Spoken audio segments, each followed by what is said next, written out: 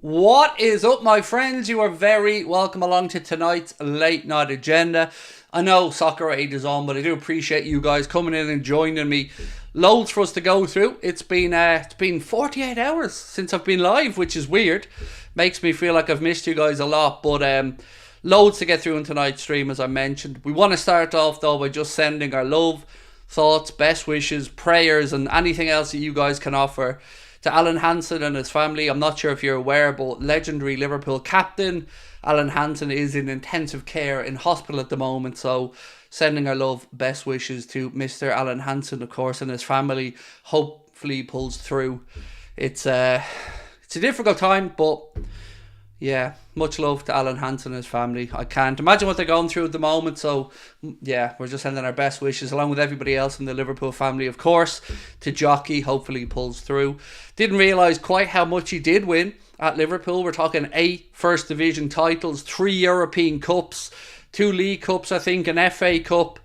In the top 10, represented Liverpool, over 600 appearances as well for Liverpool Football Club. So certainly hope and sending prayers to Mr. Alan Hansen and his family. Right, loads for us to get through on tonight's stream. You may notice I do have a new chair, so I'm still getting used to it. All these things take time to for me to get used to. So I'm still kind of messing about with the new chair, trying to get used to it. So if I look like I'm going from side to side, that's just me trying to get my ass groove into the chair. What a central defender Jockey was, Craig, said Alex. Absolutely. One of the finest to do it ever. Just a little bit before my time, but I did grow up hearing all about Alan Hansen, his exploits, how good he was. Of course, I grew up as well watching Alan Hansen on Match of the Day. He has that famous line, you don't win anything with kids, but apart from that, one of the greatest broadcasters as well as centre-back. So, yes, hoping that he can pull through. Right, loads for us to get through tonight. There's a bit of disagreement in-house with FSG, which we'll speak about. Disagreement between Tom Werner and John W. Henry about the whole taking the Premier League games all around the world. One of them has some common sense, and the other one's name is Tom Werner. We're also going to be talking about confirmed interest in a couple of players from Liverpool Football Club, confusion around what's going on with Adrian Samaghel's contract. We do have a price being set for anybody who would like to come in to try and get Lucho out of the club, and loads of other bits and pieces. So, as always, we'll spend the first few minutes just chatting, shooting the breeze and getting to know how we're all doing. I hope you had a wonderful weekend, by the way. If you did, let me know what you're up to. Chair looks like the Monterey logo. It's just a black and white one. We've got a new studio being built by Ben at the moment for the new season, which is going to be a lot different to the look that we currently use for this one, which Ben also built, by the way, compared to the previous one, which Ben also built as well, which is weird. Not many people know that, actually, that Ben built the studio before this, even when he wasn't working with us. He did it as a favour for me, which I always appreciated as well. So yeah, looking forward to getting stuck into it. Now, I have to bring up the ticketing thing again at the start of the stream, because I'll get my update at about 2 a.m. tonight from the Hot Water Comedy Club Ori ticket sales. So last time I checked, we were down to about 25 or so tickets, and that was a few days ago. So if you want to come and see us at either the Hot Water Comedy Club in Liverpool, or of course the the TV's still on. Sabrina, could you turn off the TV for me? The Hot Water Comedy Club in Liverpool, or of course the amazing Richard Burton Theatre in Cardiff. Hope that you guys... I forgot to turn the TV off, love. I'm a big dopey dope. Could you do me another little favour while you're here, love? And everybody's very grateful for all of your help. Could you get rid of this back thing for me? It's taken me a bit of getting used to. And while you're down there, what? Walk off. What? There you go. That's the stream demonetised. Thanks, Sabrina. Sorry. Oh, look, there. You can see her head behind me. Oh, there she is. Oh, she's live. No. Everybody say hi to Sabrina. Look, there's her arm. Woo! Oh, now I've got a bit more room. Hi. Watching from Mauritius. Chris, how are Mauritius, Sabrina? This is what these guys do to me. They tell me that they're watching from Mauritius. They're watching from all these glorious parts of the world, and here's us in El Gory, huh? Drizzly Gory. Right. Anything else you need before I go to the gym now? Well, you're down there. Fuck off. That's twice now. That's 2 F words, F bombs that I can't drop because you've robbed. See, now you know where I get the swearing from. See you next Tuesday. Yes, I'll see you next Tuesday as well, love. Love you. Love you too. Right, you don't get this on any other Liverpool content creators, in-house arguments and everything. Boston's in the house. Billy, how are we, my man? So there you go. Tuchel turned United down. See, I'm unsure what to believe on that one. So yes, Thomas Tuchel and Manchester United look like they ain't going to be coming together to form a union.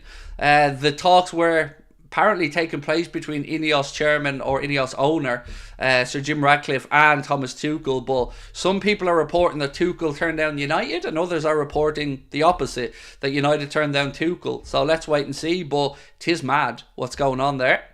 So look, I want to start off tonight with, I guess, a bit of a clearing of the air, because the other day we did report on John W. Henry's compatriot or FSG co-owner Tom Werner speaking about the idea of Liverpool playing games in New York, Sao Paulo, Tokyo, Riyadh and everywhere else in the world. Well, it seems like that our owners are on different pages. Now, Tom Werner's background is in television production and stuff, so no surprise that he wants to try and add some glitz and glamour to everything. But Forbes have reported, so, you know, Forbes is a pretty serious outlet. Forbes have reported that Liverpool owner John W. Henry is against Chairman Tom Werner's idea of playing Premier League games abroad, commenting that it's not something he is interested in or would advocate for. John, you're not going to hear me say this many times, my friend, but thank you. Well played, Mr. John W. Henry. For once, I'm actually giving you a thumbs up, John. So we'll talk about the where's the money later. But for now, well in John, because it is a nonsense idea. And I'm glad that John W. Henry's not behind it, because he's the real power broker at FSG. So if John says no, then it's going to be a no. So that's good news anyway. For me anyway. Some other people think they would have liked to have seen it happen, but I don't like the idea of it. That's what pre-season's for. Robbie in Anfield. Robbie, how are you, mate? Nice to see you. We're the house we've rented actually for when we're coming over to Liverpool for the show is about half a mile or a mile from Anfield. So looking forward to going over there. We're going to be doing the Anfield walking tour, looking around all the murals and stuff as well. We have a guide that's going to bring us to do that, a friend of the channel. So very excited about that. Sell Lucho and buy Lucharel, Gertruda and KUDUS, said Chris. Well, Chris, I'm going to come back to your comment in a second, bro, because that is the perfect way to kick us off this evening. Keep up the great content, said Steve Harrison. Thank you, bro. Appreciate you. Right, so Chris has said sell Lucho and buy Gertruda and KUDUS. On both of those things, let's start off with the selling Lucho. So Liverpool don't want to sell Diaz. That is the line coming out of the football club, but that doesn't stop Barcelona from having googly eyes towards Mr. Luis Diaz, who did play for Colombia last night, I think in their victory over America, if my memory's correct. Had a good chance to score, didn't put it away. If I remember correctly, it hit the post, but America were whooped by Colombia. And then last night, of course, Alisson Becker was in goal as Brazil beat Mexico 3-2. And on that, lots of people were asking why Alisson was wearing a crazy number, because he had 110 on the back of his shirt. The answer is, he's the captain of Brazil, and to the day yesterday, the Brazilian FA was formed 110 years ago, so that's the reason why Alisson had 110 on the back of his Brazil goalkeeper's jersey instead of the regular number 1 or number 13. So that's what it was. That simple thing, it was 110 years, he was Brazil's captain, that's why he had the number on. So with regards to Lucho, Dario, who I would put in the very take it with a pinch of salt range, have said that Liverpool have put a €75 million or just under £70 million price tag on Luis Diaz should any club wish to come in and try to secure his services. Now for me, there's only really 2 clubs that could possibly come in. PSG and Barcelona. So what I want to know with you guys, maybe Ben can stick a poll up, not his backside, but up into the chat, and ask, would you sell Diaz for £70 million, yes or no? It looks like from a lot of the publications that I've been reading over the past week or so, that the likelihood of one of our forwards leaving is probably fair, And the two names that keep getting mentioned are Diaz and Salah. Now, I did my keep, loan, sell, buy video, which went up yesterday, and I hope you got a chance to watch it. But some of the comments seem to really have no basis of reality. People saying things like, sell Salah, are you mad? And yet you want to keep Darwin. Well, I think these things need context, right? And part of the context is Salah has 1 year left to go on his deal. He's 32 years of age. And the other players, Darwin Núñez, who we haven't seen the best of yet, we've a new coach coming in and he's got at least 3 years left on his contract. So these things always need some context. But it looks like Diaz or Salah, one of those two, are sort of... They're being spoken about in journalistic circles as the likely ones or one to leave if Liverpool do indeed lose a forward. Really looking forward to Liverpool, Craig, said Jason Irish Red. Thank you, Jason. I'm so proud, bro, that it looks like we're heading for a sellout in Liverpool. If you could said to me, like, of the 4 cities we've done shows in, Dublin, Belfast, Liverpool and Cardiff coming up, one of them was going to sell out. It would have been close between me wanting Dublin and Liverpool to sell out, but going to Liverpool and kind of just getting... I'm going to be a bit emotional for a second, but I've always assumed Scousers hate me, because when I was on social media, a lot of people who profess to be Scousers were very against Anfield Agenda and against me in particular. So to see Liverpool show up is it means a lot, and I'm gonna really put a good amount of effort into this show to make sure that I repay that faith, because I love the city, as you know, and it's been quite an emotional few weeks when I've seen how well the ticket sales have been doing. I've been just kind of humbled by it all, because it means a lot. So thank you to everyone in Liverpool. Cardiff as well, we can't wait to come and meet you guys. But tonight we're going to kind of get back into the transfer scoop. So on the poll, Ben has asked, would you sell Diaz for £70 million? We're going to leave that running in the background for a little while and see what you guys think. Gary said, I'm so excited for Cardiff, I'm going. Well, the Cardiff show is probably the best one to go to, if I'm being really honest with you, for a couple of reasons. One, it's the best venue. Don't say that to everybody else, but it is. It's the best venue. Two, you're going to get the full team. So if you come to Cardiff, you're going to get to meet myself and my wife, Connor and his partner, Ben and his wife. You're going to get to meet Chris Stonage as well and his partner Izzy. And you're going to get to see the whole team. And you could be part of a documentary. We're going to film probably a mini documentary around the Cardiff show, because it's the biggest venue, and that's probably the one. If I was going to book a ticket, I'd probably be going to Cardiff, but that's between you and me. Can John afford Ederson, Hincapié, KUDUS, or too far? You see, I would say, Harry, that's a pretty reasonable transfer window, like you've said there. So Ederson, 40 to 45 million. Hincapié, probably 50 to 60 million. And KUDUS, if you pay the release clause, you're looking at 85 million. So all in all, what are we talking there? 90, 130, just about 180, 190. It's a huge amount of money.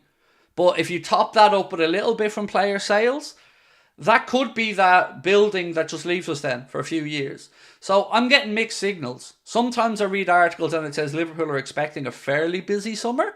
And then I read other articles that were basically saying Liverpool don't have as big of a rebuild to do as in previous windows.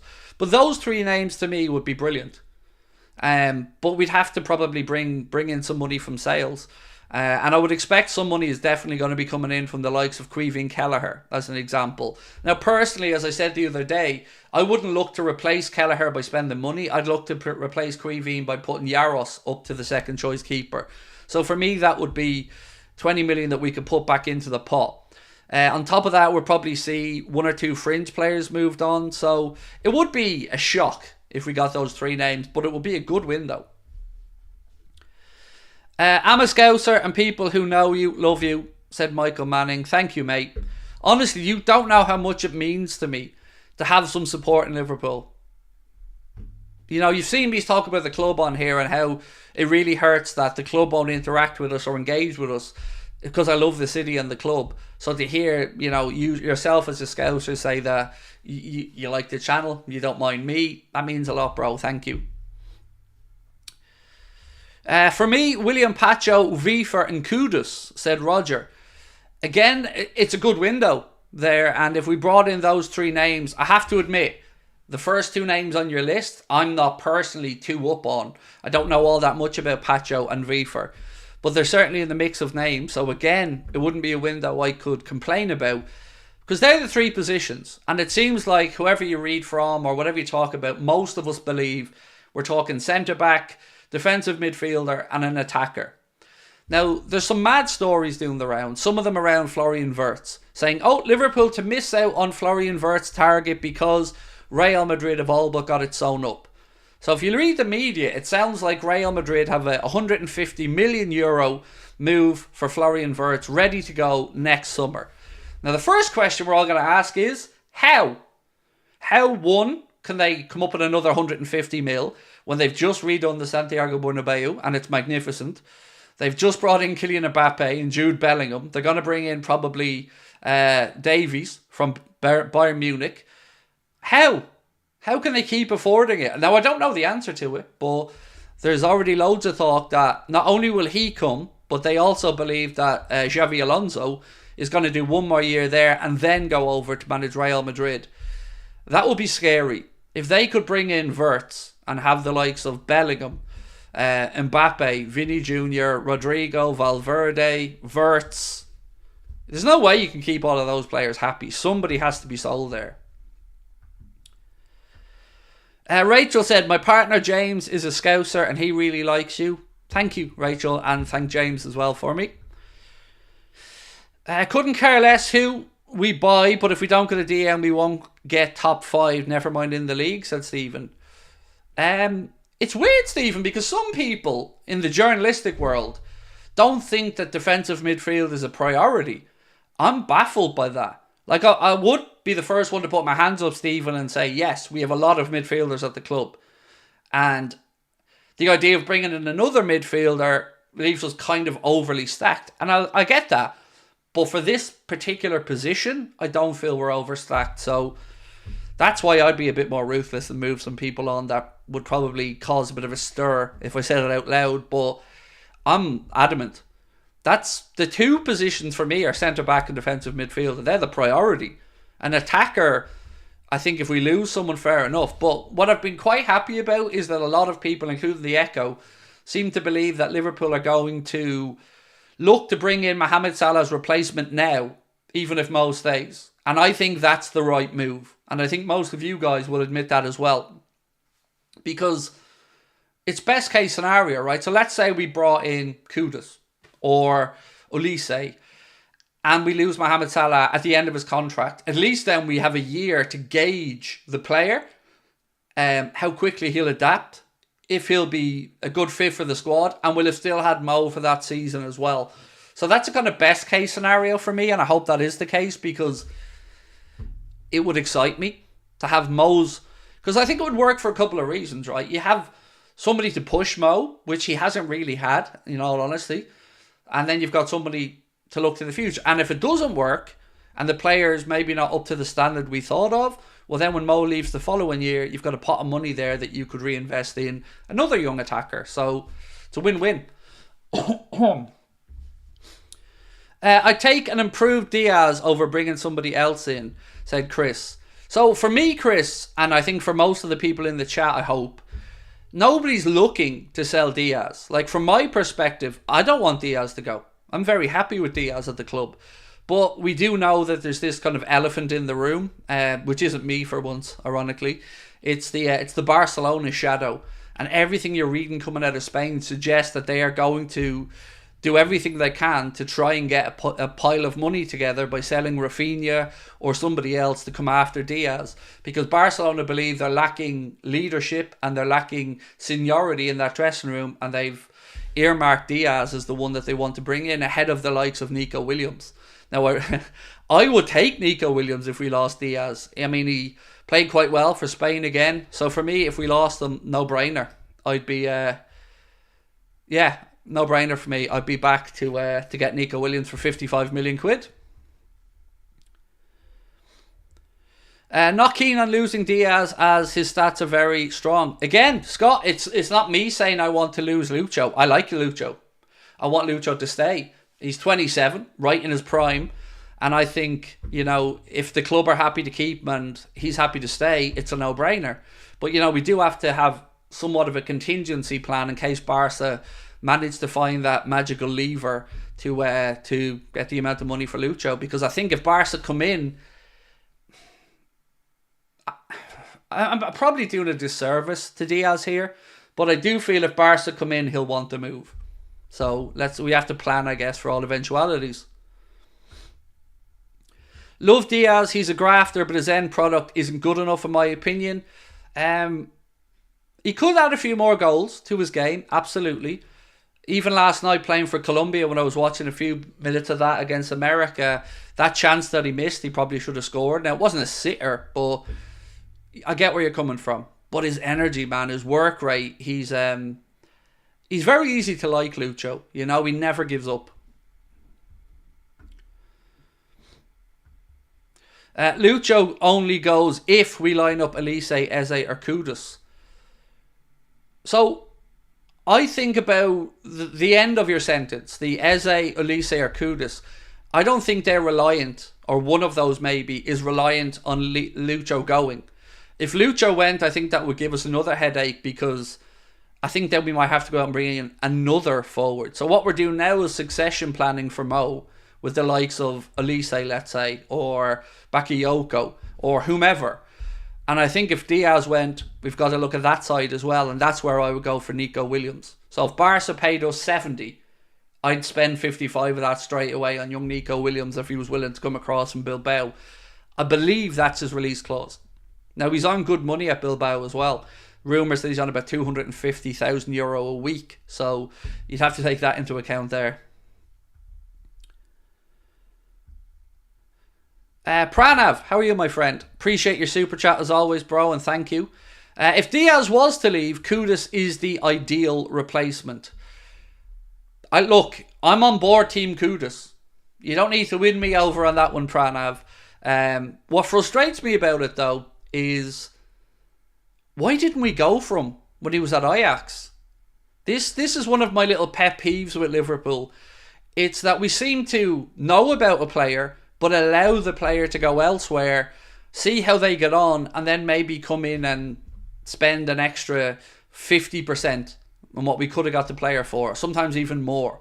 So with KUDUS, I don't know what West Ham paid off the top of my head, but I'm sure it was around half of the £85 million, maybe even a little bit less than that he's been mentioned with.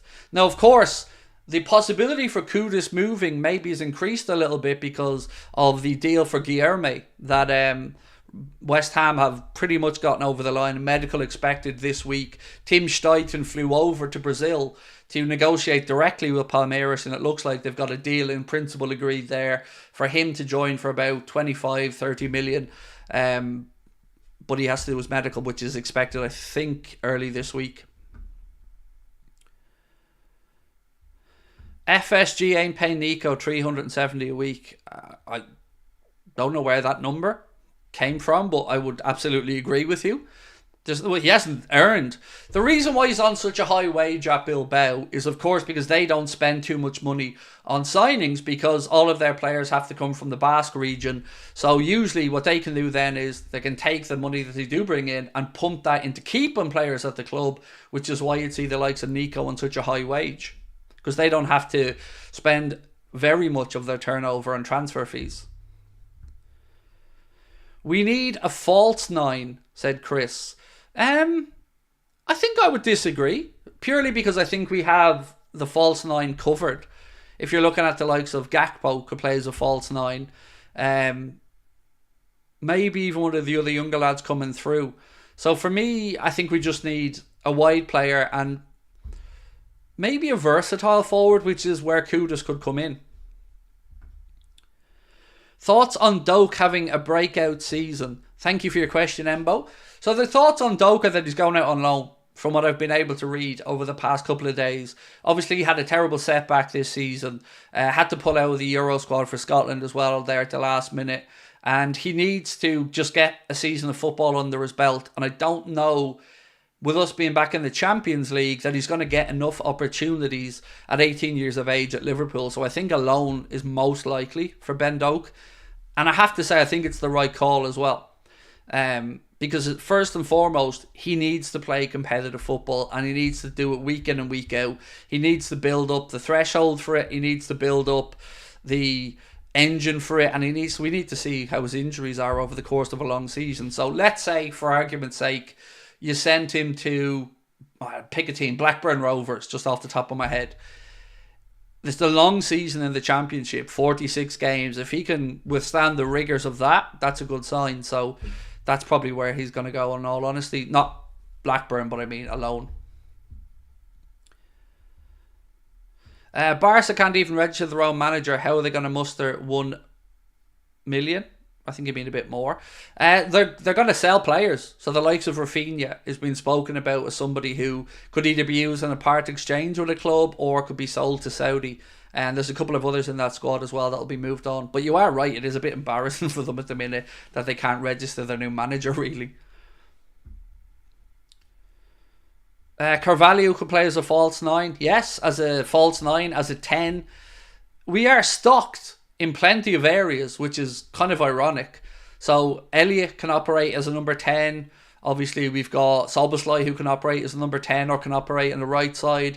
We've got McAllister, who can play as the number 10. Jones can play as the number 10. Gravenberch can play as either probably a 6, an 8 or a 10 if you're really pushed. But I still think we need a defensive midfielder. So let's have a look at this poll anyway. Would you sell Diaz for £70 million? We've got 800 votes already. We'll leave it go over 1,000 votes or so, and then we'll revisit it and see what you guys think. If you haven't, please do drop a quick like on the stream early doors, my friends, and don't forget to hit that subscribe button. To where, Craig? Championship or lower? No, it couldn't be lower than Championship, Morganski, because, you know, Ben Doak is a prodigious young talent, and I want to see him tear up the Championship if he goes there. And that's what I'd expect. You know, if you want to make it at Liverpool Football Club and you go on loan to a Championship club, I want to see you stand out there and prove that you're a level above. Now, it is a competitive league and he is a young man, so you need to take that into account as well. But I certainly wouldn't be dropping him any lower than the Championship. No way.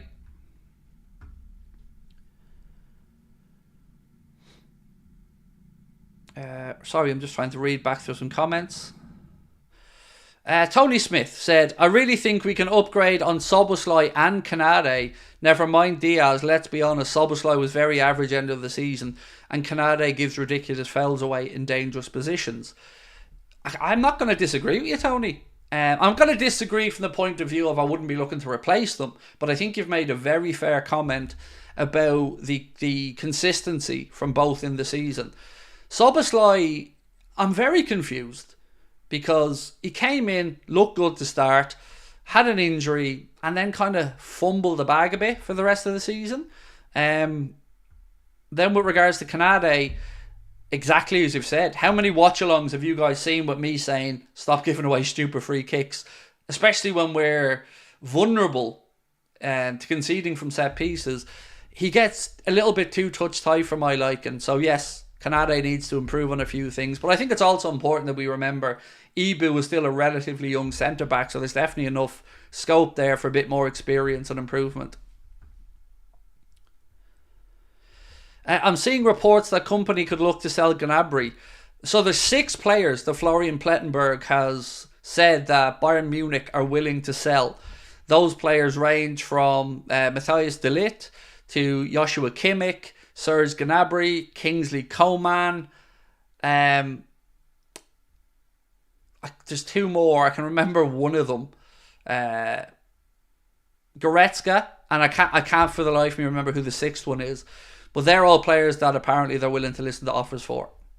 Now, I don't want Gnabry anywhere near Liverpool, nor do I want Kingsley Coman, for various reasons. But I think if Bayern are letting them go, especially with Coman and his injury concerns, I wouldn't be touching them. How far do you think Liverpool will get in the Champions League? Honestly, Sam, this sounds arrogant, but we're capable of winning it.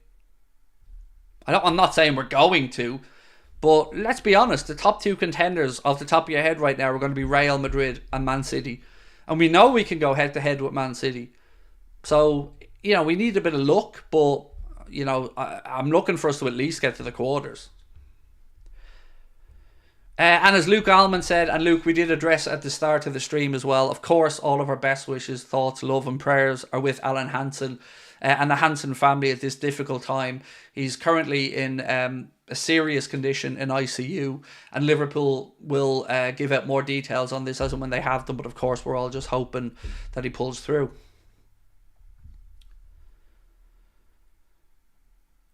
No cast-offs at LFC. You see, again, I'm going to have to push back a little bit. Salah, cast-off from Chelsea. De Bruyne was a cast-off. I know we didn't sign him, but Gravenberch, a kind of other cast-off. So sometimes it can just be the wrong fit. Manager doesn't get on with the player, or the vibe isn't right. So sometimes a cast-off is okay. Like Gravenberch, I think, will end up being a good buy at 40 million quid. I have another super chat to catch up with. I'd love to see Elliot and Dom create a partnership. Elliot in the 10 and Dom on the right. I think they will have a massive impact together next season. I've always been a little bit confused as to what Dom will look like on the right-hand side. But I think the right-hand side of a 4-2-3-1, I'd be a bit more comfortable rather than the right-hand side of a 4-3-3. I don't want him having to act as an out-and-out winger because I don't think he's got the pace. But he does have all the other attributes. So, again, I'm confused. I'm really interested to see what a Arne Slot Liverpool team looks like, because I don't know where to be thinking of Elliot as an example. In my mind, the only real position I can see Elliot in there is behind the striker, in the middle part of the three. Same with McAllister. On the left-hand side, I'm thinking wingers, so Diaz or Gakpo. On the right side, of course, then, you've got Mohamed Salah, maybe the new signing if we bring them in. And that's before we even start speaking about the likes of Fabio Carvalho as well, or Curtis Jones. Would I take Origi back? No. Look, we got to be honest about Origi. Actually, I forgot to put my phone on. Do not disturb, sorry. We've got to be honest about Origi. He has some amazing cult moments, but he wasn't really good enough overall, let's be honest. He was Mr. Clutch, but you wouldn't be starting him every game of the season, like, so no, thank you. I like to look back at the Origi's time with the club the way we do now and think of him as a hero. Dom is rapid. He's quick, but can he go past people? Has he got the ability to just go past the fullback? You know? So I'm going to ask Ben to change the next poll. We've got 1,000 votes. Look at that for timing. 1,000 votes exactly. And we asked you guys, would you sell Luis Diaz for 70 million quid? 66% said yes, they would. So Ben, the next poll, if you can, my friend, that I'd like you to put up is... I'm just thinking of the word, Ben, sorry. Were you disappointed with Szoboszlai's first season? Yes or no? Because I have to say I'm in the yes camp. But I'm not doubting him going forward. I just think it was an underwhelming first season for Dominik Szoboszlai. And feel free to just say Dom by the words, Ben, if you don't want to spell Szoboszlai, because I always look for a shortcut as well.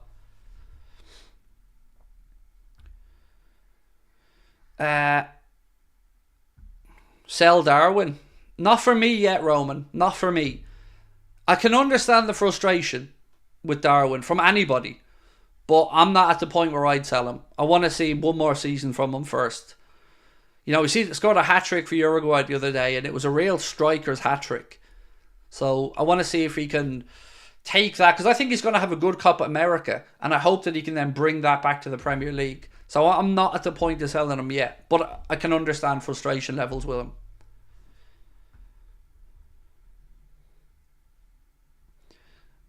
I don't think it's underwhelming in general, but the way he started the season, it was disappointing how he ended, said Harry Cara 02. And the poll is up there as well. Well in, Ben. So yes, do have a vote of that if you'd like to. Right, more news to get through. Have you seen Mr. Louis van Gaal speaking about Arne Slot's appointment at Liverpool? And again, I feel like he's going to be He's going to be winding up 10 Lasso. This is what former Manchester United manager Louis van Gaal has had to say about Arne Slot. He said, it's a big job because Jurgen Klopp has done it fantastically. So as he's the successor, it's always more difficult. But he went on to say, but he is a good trainer. I think at the moment with Peter Bosz, he is the best trainer from the Netherlands. I think Liverpool have made a very good choice. And I agree. And I love anything that winds 10 Lasso up. And I'm sure 10 Lasso is going to have something a little bit bitter to say about it. But there you go. One thing coming from the Netherlands is resounding praise for Arne Slot. Even Gini Wijnaldum was speaking about the fact that he did some coaching sessions with Feyenoord. I think it was the beginning of last season or before he made the move to Al Ettifaq. And he was saying that in those handful of training sessions that he worked with Arne Slot, he said he really enjoyed the sessions. He found them very different, very challenging and very technical. So good vibes coming from the Netherlands about Arne Slot's move to Liverpool. What have we got? Billy Hannock said, I'm 50-50 on Dom. Good start, poor finish, but it is his first season, so I'd vote no. Fair. It's fair. I'm not writing him off by any stretch. I'm very firmly in the camp that believes we have an incredible player in Dominik Szoboszlai.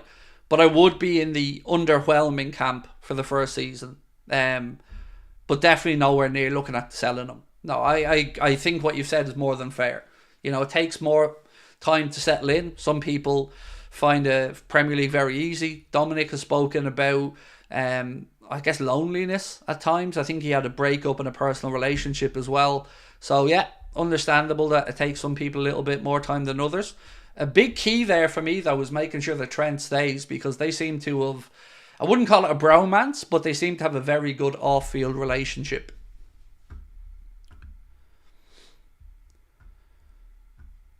Jones can go, though. I said this for a long time, and I'm definitely, for me, two first team type players who I'd sell this summer: Costas, Jones. I got to be honest, folks, I would, both of them, in a heartbeat. For different reasons. Costas, I just don't ever see becoming the real go-to left back, and Curtis, I'm just, to be honest, losing patience with the inconsistencies. You know, when he's on it, incredible, really good at pressing, very creative, but we've not seen enough of that for my liking with all the opportunities he was given as well. So I'd sell.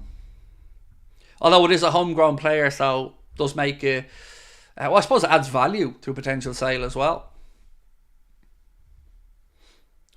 What do you think about Slot bringing in Minta? Not interested. Sorry, that makes it sound like I'm not interested. No, we're not interested in him. He's somebody that Newcastle are looking to sell to raise about 40 million quid so they can go and buy the likes of Trafford and probably another player or two. So he's a fan. He had him at Feyenoord, as you said, on loan from Newcastle, but no, Liverpool aren't interested, so we won't be the ones giving Newcastle that money. How much would you value Jones at if he was to go? Said Scouser Cam. 40 upwards. And you might laugh at me, but look at what other young English talent has gone for recently.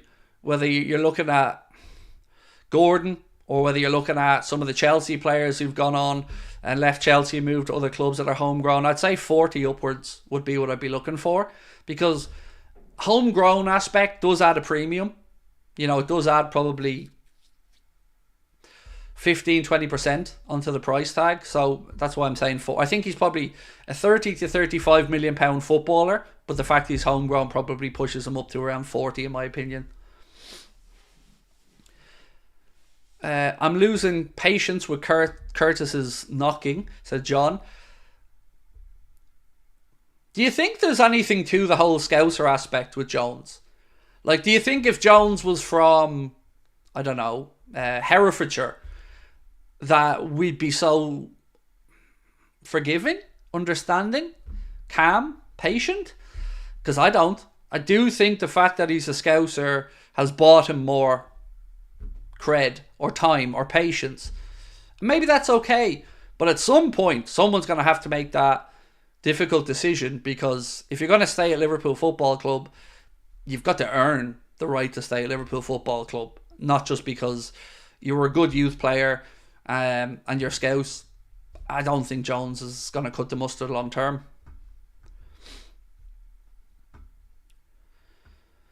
Uh, 100% Jones would be gone if he wasn't a Scouser, said Harry. John Deere says nope. If he wasn't Scouse, he'd be gone, said Jordan Peter Lee Jones. 40 million for Jones. I would say 20 million because of his age. Jones is like, what, 23? So certainly, I would think Jones is in a sweet spot to go, because he's got enough experience that you could say he's Premier League tested, he's European tested, he's been in and around the English camp. So I would say 40 million's fair. 20 million be like, remember, we're looking for 20 million for Sepp van den Berg and Creevin Kelleher. I think a bit more for Jones. How's the new chair feeling? I'm still getting used to it. So the old chair that I had was much more straight backed and gave me more support.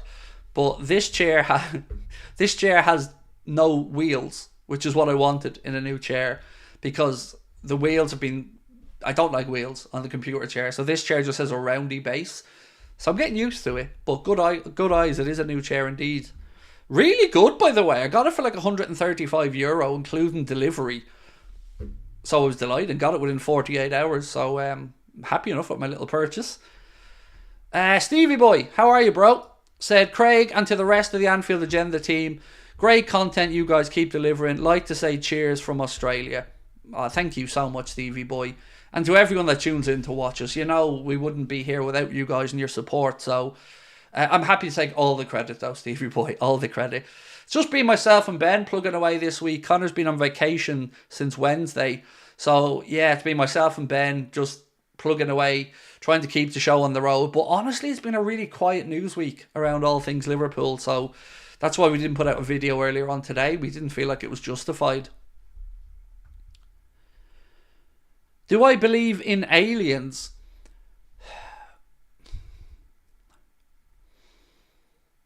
I would say I'm open-minded, is probably the honest answer. Do I believe in aliens from the way that we see aliens portrayed? No. Like New Long looking aliens? No. But am I open to the possibility there's other life forces somewhere, or other forms of life somewhere? I think I have to be open to that possibility. Where would Curtis go? You're going to laugh at me when I say this, Toes, but he was linked with Arsenal a few months back. I think, do you know what? I'm going to make a show. Villa. I could see Curtis Jones at Villa. I could see him doing quite well at Villa, because I think they'd have enough options to rotate as well, with the likes of McGinn there. And of course, they're looking to bring in another midfielder as well this summer. So yeah, I could see him at somewhere like Villa. What do you think the problem is with Carvalho? I wouldn't want to speculate. The only thing we've heard for certain was the stuff coming from Leipzig that said that there was a lot of competition for spots at Leipzig, and he wasn't hungry enough to get stuck in and prove his worth.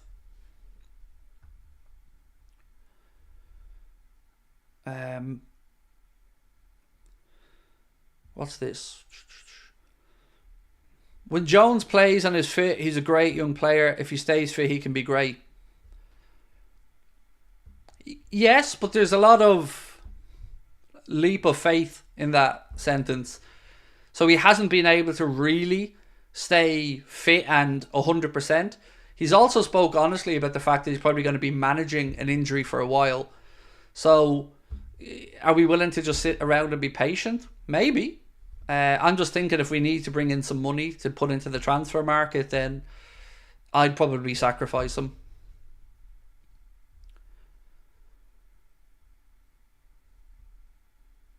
Curtis could go to Everton or Wolves. Fits their systems. Yeah, we're not going to sell him to Everton. We couldn't inflict that on Per Curtis. There's rumours of Thiago going to Villa and Matip going to Bournemouth. I can't see Thiago going to Villa. Matip to Bournemouth would probably be a very astute little piece of business by Bournemouth. You know, Joel Matip's not finished at the top level. I just think for us it's unfortunate that it may take a few more months for Joel to get back, and we just don't have that time. So, yeah, I think it'd be a good fit for Bournemouth. Perfect Picture said, hey Craig, does Jota's recurrence of injuries from January concern you? Yes.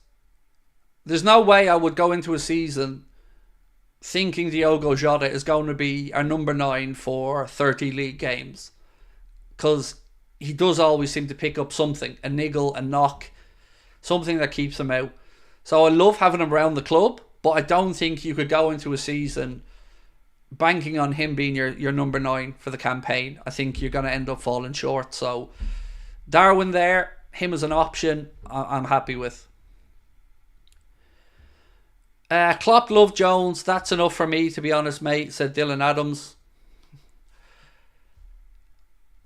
Okay. I don't know how I can even retort to that one. Yeah, I mean, yeah, I don't know what to say, mate. You know, if that's all it takes for you to like the player, fair enough, but okay. The fact that, like, he didn't cost us a transfer fee probably buys him a bit more time as well, but Klopp liked everyone, so...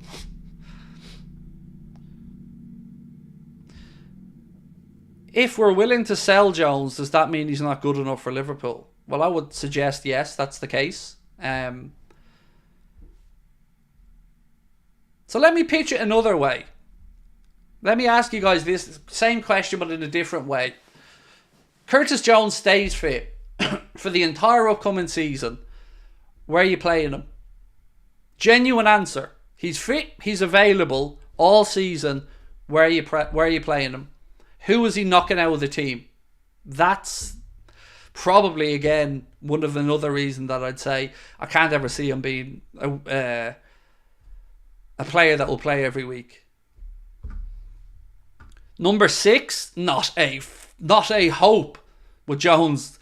If we went into a season with Jones as the number 6, we're not getting Champions League football. No, not a hope. I hated that experiment when Klopp did it. Would I be happy with Yaros as being the number 2 goalkeeper? Yes, I think that's the right way forward. A part of the double pivot, with who? So, if he's part of your double pivot with Endo, you're leaving out Trent, you're leaving out McAllister, Szoboszlai probably, you know. Again, left wing battle with Gakpo? No. I'm no. I can't see left wing. He's not fast enough for a start to be left wing. I think you're all clutching at straws because he's not getting a defensive midfield out of the team. He's not getting McAllister out of the team. He's not getting Szoboszlai out of the team. He's not getting Elliott out of the team for me. So I've already covered all my positions and he's not getting a chance. So I don't see where it is. And that's before we bring in, like, if we brought in Ederson, I'm expecting Ederson Trent in the double pivot. And if it's not Ederson Trent, then Ederson McAllister with Elliott in the advanced number 10 role.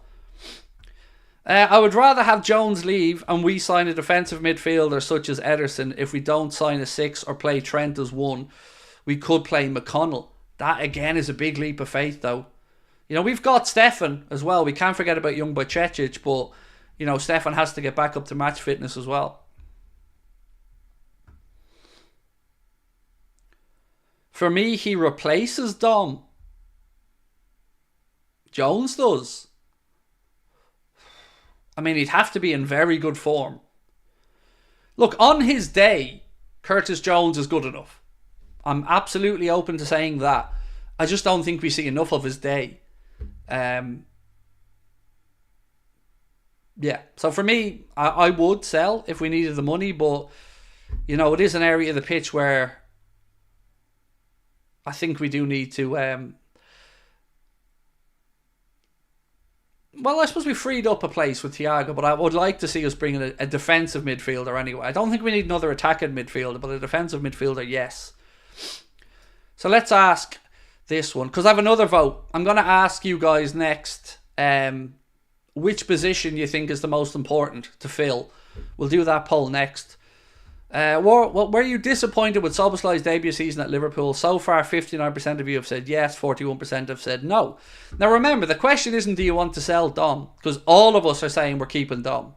But the question was just about his first season. Was it a bit underwhelming because it was so up and down? Again, as was pointed out by a couple of people in the chat, that's okay.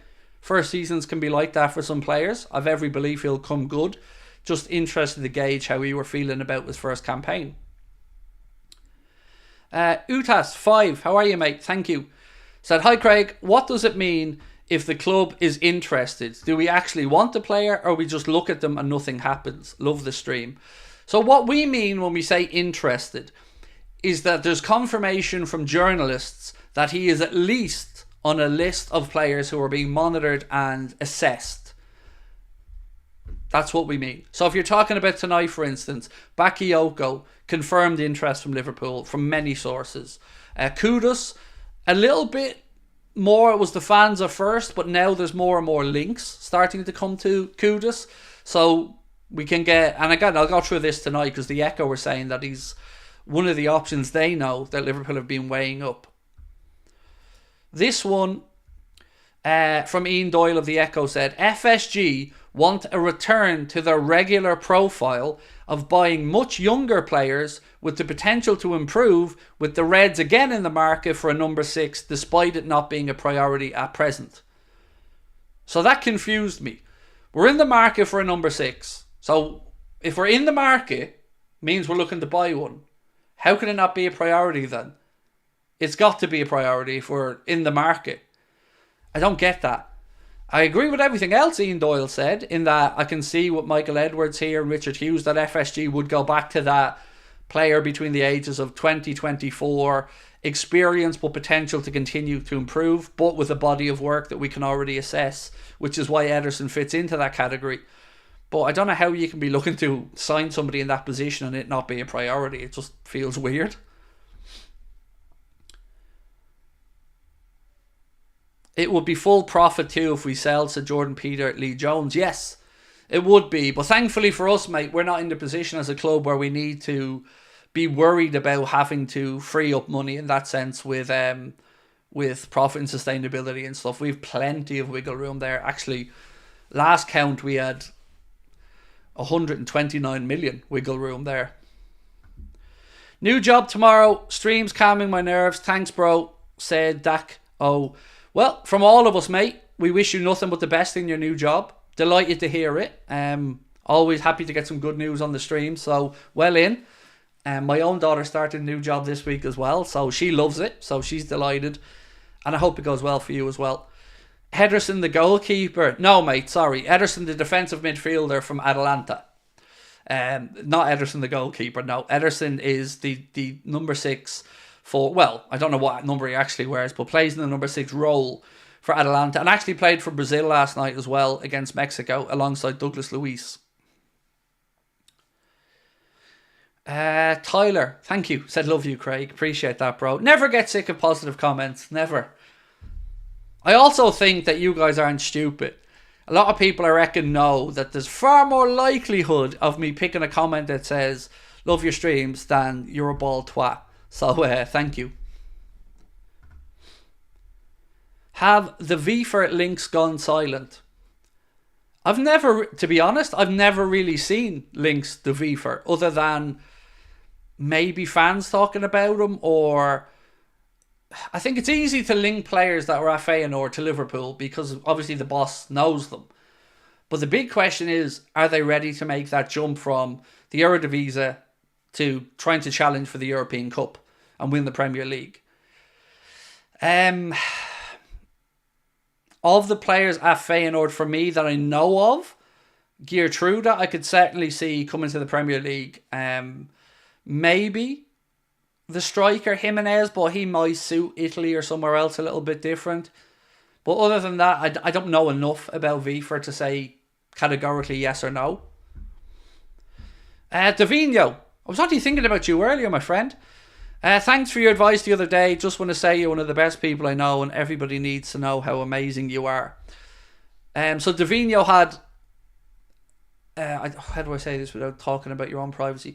Had a situation pop up the other day that shook him up a little bit, and he dropped me a message, and I'm glad you reached out, mate, and I'm glad you're okay. That's the most important thing. You know I'm always here if you need anything. Had the pleasure of meeting Devon and his mum in Wexford. He was over on holiday, and lovely people, lovely family. It was a pleasure to meet them. And yeah, I'm glad that you're feeling a bit better, mate. Thank you. And lovely words as well. Thank you. If we would sell Jones, who would you want him to have would you want him to have a buyback clause? No, I wouldn't. Because at that point, he's 23, 24 now. Buyback clause usually want a year or two minimum. You're talking 26. No, I don't think I would. Especially if it meant taking a lower initial fee. If Trent... Oh, sorry, Harry. I need to heart your comment first. And again, thank you for the super chat. I'd keep Trent at right back and have Maka, Bajcetic, Ederson as options for the double pivot. But I think Trent could work in a double pivot. So, I'm intrigued to see what Slot does, because I know a lot of us assume Trent's going into midfield. And, you know, the fact that Gareth Southgate's looking at him as a midfield option for the Euros kind of just pushes that further along. But those who've watched Arne Slot will know that he plays sometimes with an inverted fullback, and Trent may well stay a fullback. And if he does stay a fullback, then we may have the situation you're talking about where you've got like a Bajcetic and a McAllister or a Gravenberch and an Ederson or other options. So yeah, it is going to be very interesting, which is why I'm looking forward to hearing from Arne Slot, because I can imagine one of the first questions he's going to be asked about the playing squad will be about Trent's position and of course Trent's contract. Do I think Gravenberch is better than Jones? No, not yet. Will be. Higher ceiling. But I think Jones has a bit more... He's proven a little bit more, I would say, in the Premier League especially. But I think Gravenberch will be a better player. 5-2 England. Yes, after 6 years, they're finally doing it. So look, to everyone that was taking part in Soccer Aid today, be they content creators, celebrities or whatever, the fact that they're doing it to try and raise £100 million for UNICEF is incredible. And I hope everybody, if they can support in any way, shape or form, does, because it's an incredible charity, doing incredible work, and Soccer Aid itself is absolutely wonderful. So yeah, much love to everybody involved in it, especially because Goldbridge is nowhere near it, so that makes me like it even more. Dario Osario is another name from Cithou, France. We spoke about him the other day, mate. Ben's just showing me little mock-ups of the new studio a little way along. Nice. Thank you, Ben. All this work, and then I tell Ben, don't like it. But yes, Ben's hard at work on the new studio for the new season. On that player you were speaking about, Dario Osario, keep an eye on him, because there have been links to Liverpool with the Midtjylland winger, going to be playing for Chile in the Copa America. Talk of about just under 8 million quid. 20 years of age, I believe. Already been capped for Chile. I think he scored against France, Ben told me as well. So, yeah, definitely worth keeping an eye on that name.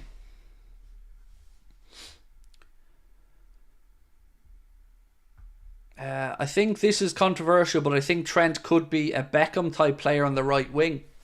So, I would be lying to you, George, if there weren't times where I did think similar to your good self. But ultimately, when I've heard coaches and players and former players speak about Trent, they're always at pains to say they want him in the middle of the park, because that's where he can do his best work. That's where he can show his full range of passing. That's where he can be the best version of Trent and impact the games the most.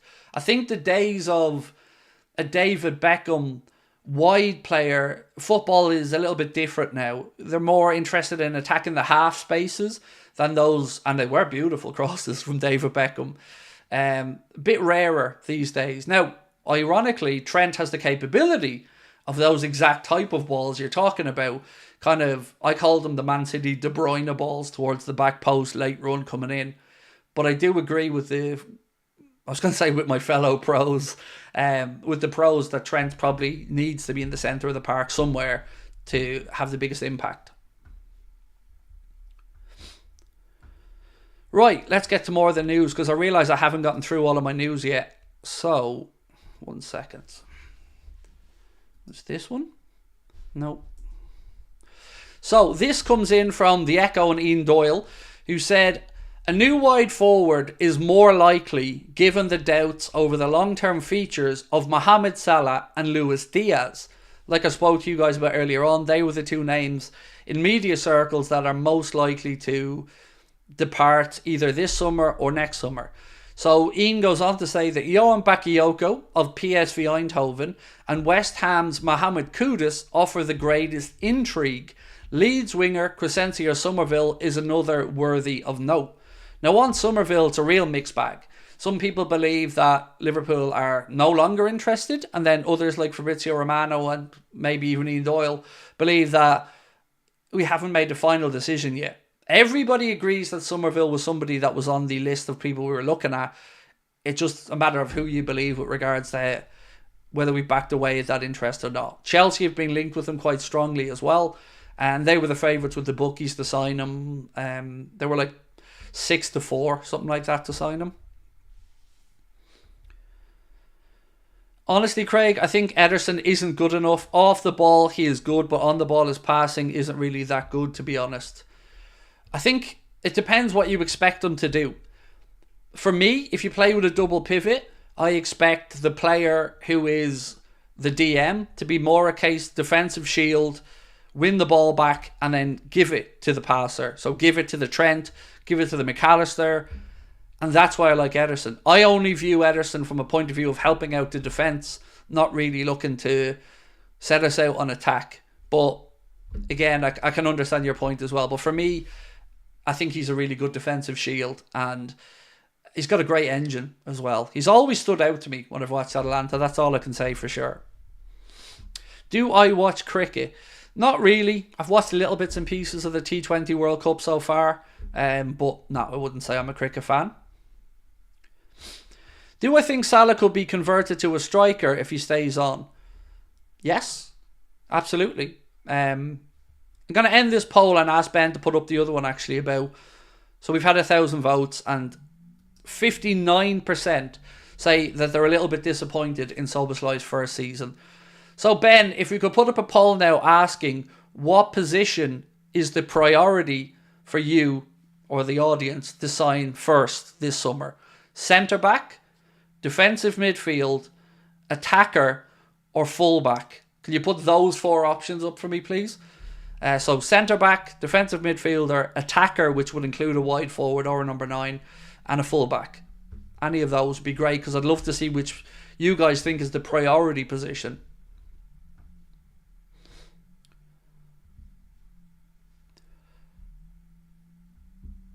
I hope to come to the Liverpool show and see you, said Tom Hardman. Well, Tom, see the big yellow stripe there, bro? I'm not on a wind-up. Genuinely, if you want to come to the Liverpool show, and I say this not taking the piss, I get the tickets in the next 3 days, because I have a feeling it's going to sell out. The last time I got a ticket update, we had about 30-35 tickets left. Since then, I've personally sorted out 6 for people, and Paul told me he bought tickets today. So honestly, I think that show is going to sell out. And if you are thinking of coming to either of the shows, honestly, I wouldn't hang about. There's nothing we can do in Cardiff if it sells out. Once that sells out, we can't do anything. There's a possibility of us going to a bigger theatre in the venue at Liverpool, but honestly, from a personal perspective, I don't know if I want to do it. I like the number we have. There's a reason I went for that theatre, is it feels comfortable for me, and it holds 150, and we're nearly there. And Cardiff holds 180 to 200. So, yeah, honestly, wouldn't hang about. Tickets you can get via the link at the top of the chat. It's 15 quid a ticket. There's still 2 family tickets left for Cardiff or 2 group tickets, which means you can get 4 tickets for Cardiff for 50 quid. But there's only 2 of them left. Szoboszlai's season is okay. First season in the Premier League and playing out of position. I think that's fair, Gottfried. You know, I didn't mean that in any way to slaughter him. I was just curious if people felt similarly to me, because I do feel like this season was underwhelming for Szoboszlai, but I've no doubts about his long-term future and the quality of the player. We only have 3 centre-backs. Yes and no. Yes, you're right, but no, technically you're not, but I'm not going to be that guy. So yes, we do. We've got Konate, we've got Virgil, and we've got Kwanzaa. Backup, of course, you've Nat Phillips, who's likely to move on. He's got 1 year on his deal, I think, as well.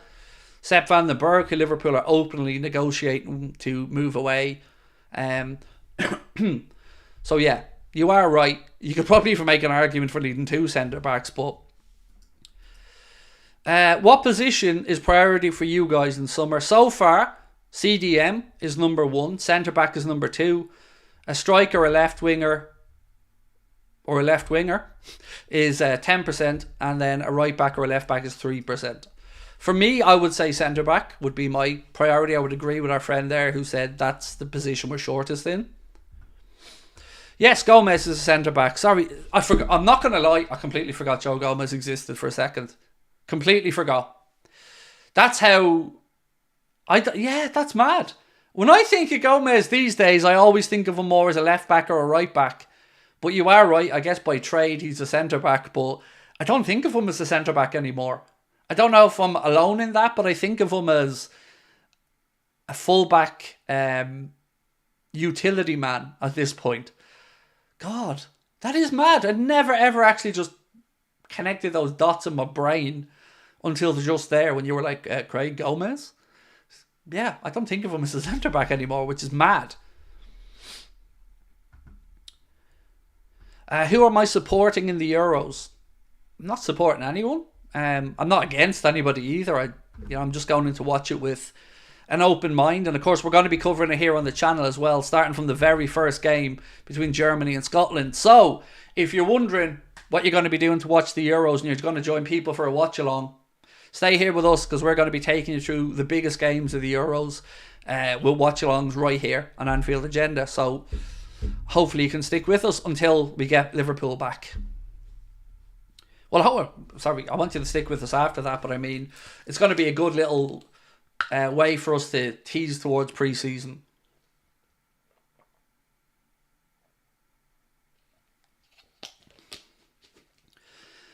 Really busy recently, so I'm late. How am I? I'm good, Sumsy, my friend, I'm good. I still have loads more news to get through, by the way, that I haven't got to yet. Who's your favourite academy player under 21?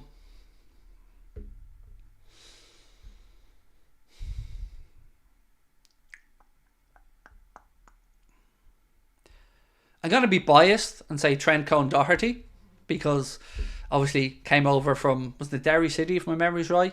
So I'm going to say him. But I'm also going to say to you, I'm not the guy to be keeping up with the underage players. I don't really have enough time to watch the underage games. So I used to rely on Jack Gill quite a lot for that, because Jack Gill was brilliant at keeping up with the academy stuff. Where am I? Done that one. So this piece here, again credited to Ian Doyle, said Liverpool are not planning on reuniting Newcastle winger Yankuba Minta with new head coach Arne Slot. So again, just confirmation that we aren't after him, because I know Newcastle are looking to sell him.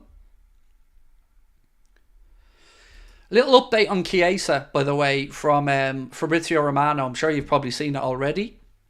Fabrizio has said Juventus could let Chiesa leave in the case of a good proposal, as his current contract expires in 1 year's time, and they say no final decision yet, as talks are still at an early stage. His agent will be in Italy next week to discuss all options for his future. I think somebody is going to get a bargain, because there's talk of about 20 million quid for Federico Chiesa, because he's got 1 year to go on his deal.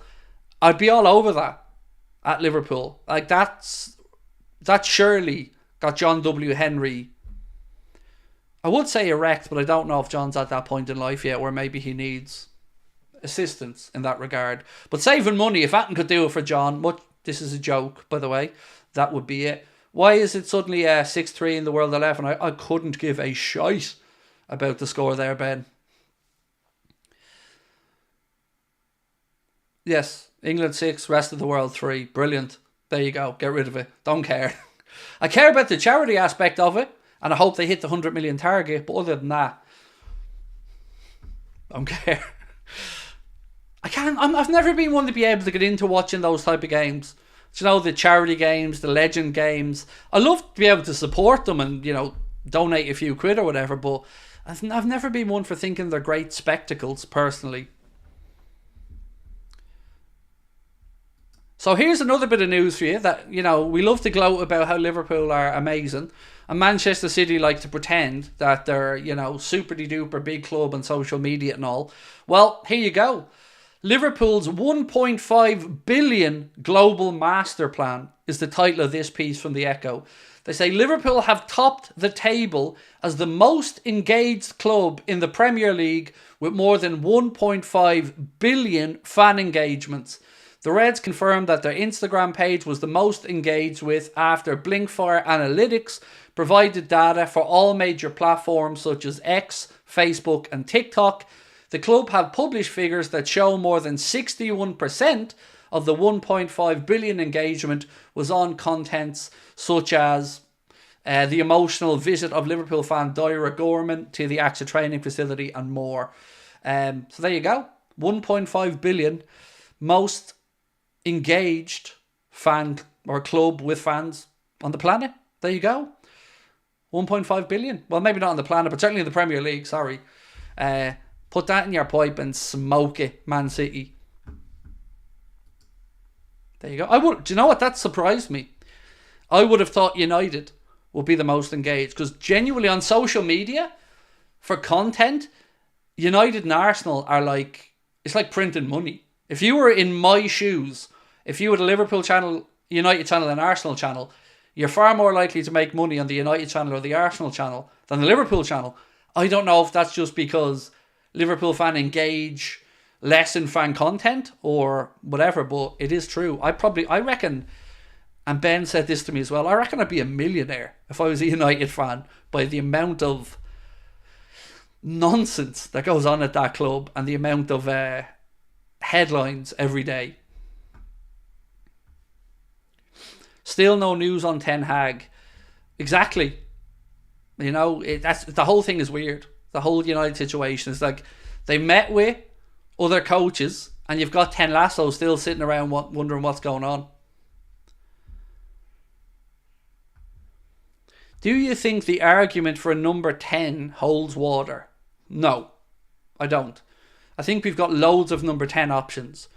But a versatile forward that could play wide central or as a 10, maybe. But right now at the club, you've Maka, you've Carvalho, you've Elliott. You could put Jones in the 10 for sure. Szoboszlai. I think we've got loads of options to play there. Craig, how long has Liverpool been a part of your life? Since I was 8, so 34 years. Why do you call him Ten Lasso? Because he's shy. Simple. I don't rate him as a coach at all. Never have, never will. I just don't. I look at United and I just think, what is a Ten Hag team? And I still don't know. You looked at his Ajax team and you could see a far more well-rounded structure. I look at it with United and I feel like it's all just bants and vibes. You know, try and play on the counter-attack, use Rashford, use Garnacho, use that pace. I don't see a structure. So genuinely, I said it when they signed him, and I'm going to stand over it now. I don't think he's a great coach. I don't think he's as good as his ego believes he is. So you see the amount of players he's gone head to head with already. Ronaldo, Sancho, a couple of others I believe as well. I don't think he has the gravitas to pull that off. Whereas if you had somebody like, even a Tuchel as an argument, who's won more, I think he would speak with more seniority and hold higher weight at the club. With Ten Hag, honestly, I'm sure he must be a decent coach, but I'm not seeing it at United.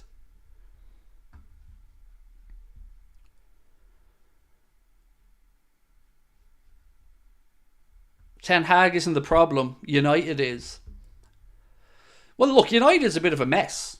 I'm not going to push back on that. The structure, a lot of stuff at United. And actually, if I was a United fan, I'd also be really concerned about how Ratcliffe is operating things, because it looks like he's just cutting costs left, right and centre willy-nilly. He's gone full Elon Musk, gone into United, getting rid of all the little perks for the FA Cup, you know, getting rid of people in the first team cafeteria unless they absolutely have to be there, offering a load of redundancies to all the non-playing staff, and going around with a begging bowl trying to get government money for building the Wembley of the North. I would find that concerning if I was a United fan. The Liverpool prophet said he's arrogant, Craig. In his head, he thinks he's a Klopp, but in reality, he's a Rodgers. Fair? Would I take Rudiger? No, but I do love Tony Rudiger. I wouldn't take him because, one, I don't think it's realistic, and two, he's getting on in years. But he's a really, like, let me say this. I would imagine he's a dream for a manager to have, and a dream to have as a teammate.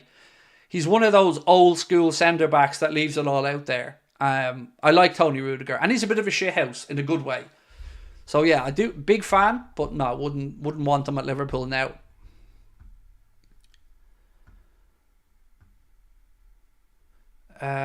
He tried what he did with Ajax, it didn't work. Just seems he can't settle on what to do next.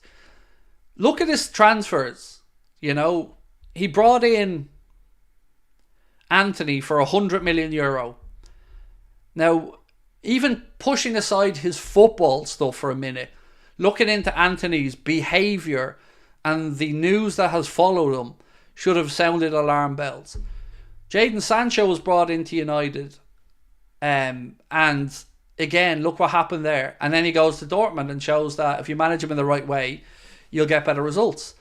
That's before you look at some of the other signings that he's brought in. I don't rate the guy. I said at the time I would have given Pochettino the job at the time if I was United over him.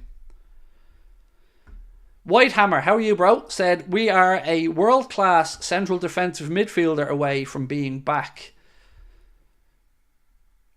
It does feel like that's a position where our rivals are really strong in. So if you look at Arsenal, Declan Rice. You look at Manchester City, Rodrigo. It is definitely an area. Even United, when they initially had... how am I drawing a blank here?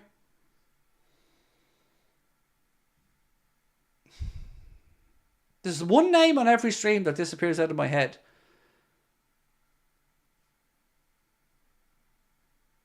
Casemiro. There you go.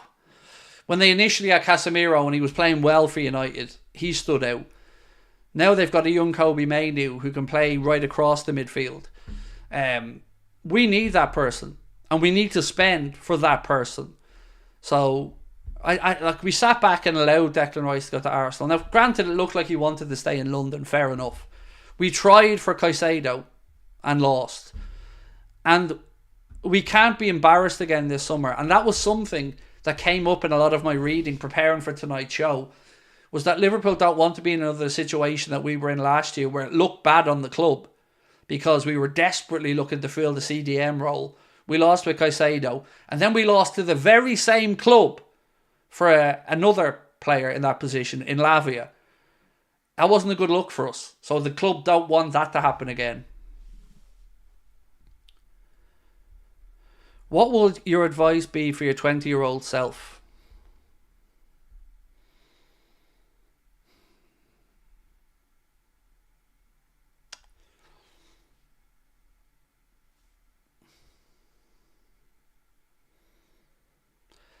Don't carry anger, probably, because you're talking about a time in my life where it was just before my dad died, that was a real horrible time in my life, that 20-year-old. The only good point of that part was I'd start going out with Sabrina. But other than that, that was a really bad time in my life, like with lots of family drama and hurt and stuff going on. So I would say don't carry the pain forward, don't carry the anger forward, and be less hard on myself, probably. Do you think Haaland should ever win a Balon d'Or? Not yet, no. I mean, I still say the same thing.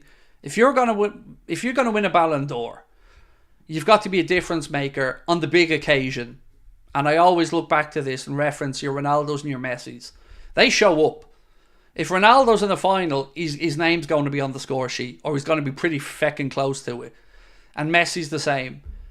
I don't see that yet. But we're talking about a young man who has plenty of time to continue to develop when Man City get relegated. And I think he will at Real Madrid or somewhere else. But no, not now. You know, he's ghosted in a lot of big games, but he does score a ton of goals. But he feels like a flat track bully at the minute. So no Ballon d'Or at the minute. You got to be a big game player. You got to be turning around a Champions League final, or, you know, showing you're a difference maker. Like, look at Mbappe in the World Cup. Hat-trick and lost, but he showed up. So no, not for me yet.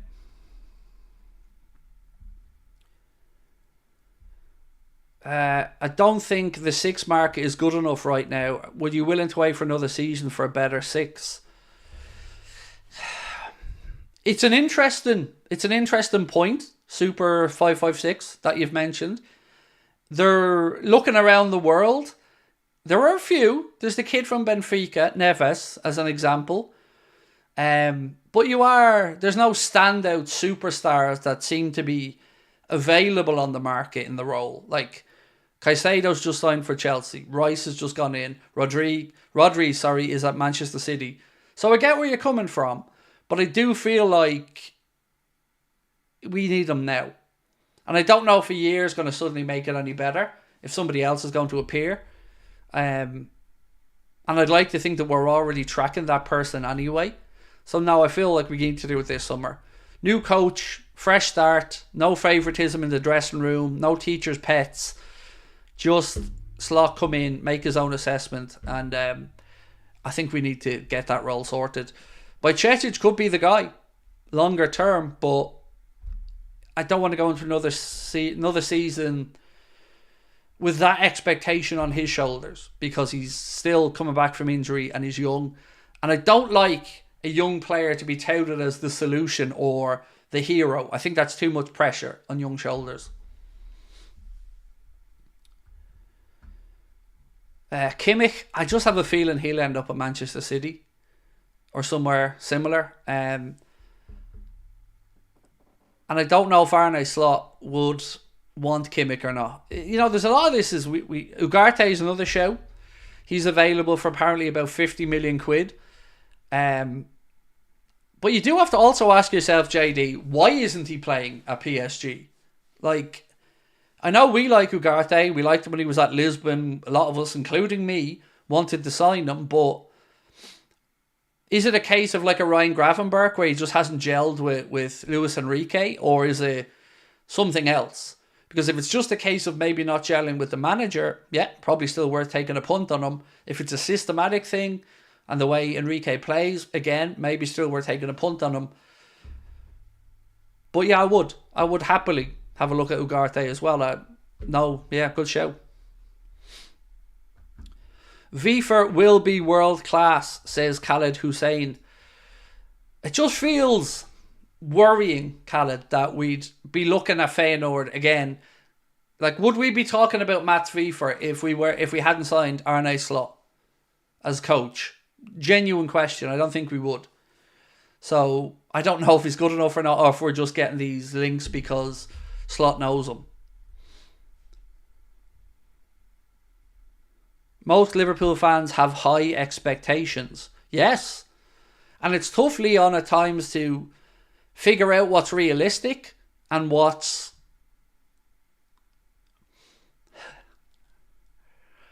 So, I don't know a better phrase than the one I'm about to use. So I do apologise in advance for this. But at times, the Liverpool fan base, me included, some people are very happy with the way FSG operate. But then there are other people like me who feel like we've almost been browbeaten or have Stockholm syndrome of our expectation levels. Is that we're so used to underwhelming business that the idea of dropping 100 million seems alien to us. And I can't really figure out if that's because of the owners or if it's genius. If it's wrong and they're being tight, I don't know. But I know that expectations are certainly different to other clubs. So Chelsea fans will look at it and go, want 100 million signing, I might get one. Arsenal fans have got one. When we see ourselves linked with a £100 million player, let's be honest, most of the time we'll come in and go, well, it's 100 million, so that's that then. Not happening. People will then go, Caicedo. But yeah, we didn't get Caicedo, so they didn't technically spend the money. So I don't know if that's because of the owners or because we operate in that way because of the way we are as a club. I don't know. But I know it pisses me off that we're one of the top 5 or 6 clubs in the world. From any metric you look at, especially with the financials, and we never seem to have the ability to go head to head for a superstar. That I can't lie, that gets to me at times. I've always enjoyed that we develop stars. You know, Mohamed Salah, case in point, a recent example. Luis Suarez, another one, of course. But I just like it once, just for John to go, here's the wallet, do it. Because we've heard a lot about Liverpool would be willing to spend big for the right player. And we've seen the likes of a Bellingham come and gone, Declan Rice come and gone. So you just wonder when is that player ever going to emerge where we actually do go, this player is going to solve this position for the next 8 years, bang. Because I was listening to, I can't remember his name. Who's the guy who used to be, is it Paul Clement? Used to be the assistant to Carlo Ancelotti, used to be the assistant to Mourinho at Chelsea as well. And he was speaking about Real Madrid's business. And he was talking about the fact that they brought in Bellingham, they've got Vinny Jr., Rodrigo, Endrick, Mbappe, and they've basically future-proofed themselves now and rebuilt that team again for the next 6 years minimum. That would be nice, wouldn't it? Wouldn't it be nice to know we've no glaring deficiencies and every year then it's just a matter of maintenance, bringing in 1 or 2? Yeah, I'd like that, please, and thank you. Was Nunez not that? No, Nunez maximum price with all the add-ons when it's done is £85 million. As of right now, I think last time I read up, I want to say Liverpool had paid about 67. But yeah, his maximum price is £85 million. So no, he isn't 100 million.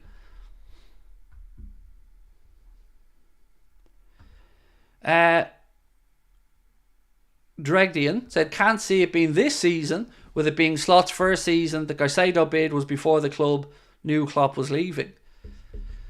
But if anything else, do you not feel like because we don't have Jurgen Klopp, it's even more important that the club try to get the absolute best playing squad that we can for the new coach? Because let me pitch it to you like this. Liverpool go out this summer and bring in a centre-back we're all delighted with and has, I don't know, is 24 or below. So we go out and we bring in a centre-back we're all happy with. We go out and we brought in a central defensive midfielder that everybody was united around and went, yep, that's the one. And then we brought in an attacker. Even allowing for Salah going next season. That would give Arne Slot the opportunity to work with a group of players who are there for the here and now, will have front-loaded the squad for the next 6 or 7 years, and then you let the man bring through the youth products with less pressure on them. Bring them in bit by bit, bring through the next, your Bobby Clarks or whatever, rather than hope that they're going to be the solution. They should be an add-on. Yes, they should save the club money. Yes, they should look to get them from the 21s, the 18s to the first team. But you should also look to make sure that you have an 11 out there that's ready for the here and now.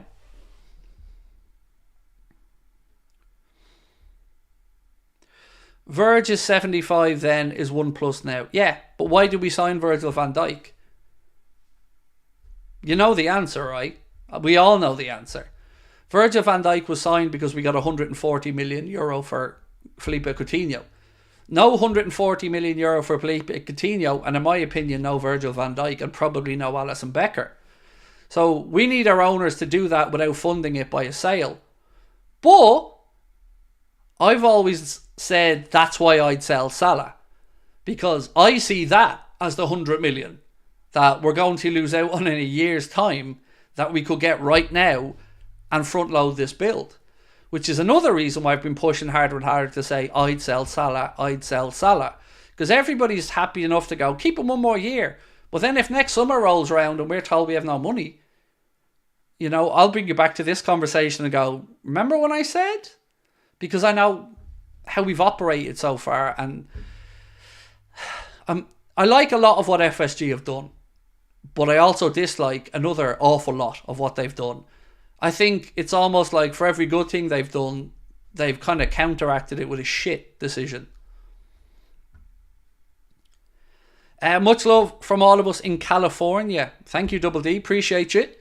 Right, folks, we need some more likes. We haven't got to 500 yet, so if you can, we've 25 minutes left on tonight's stream.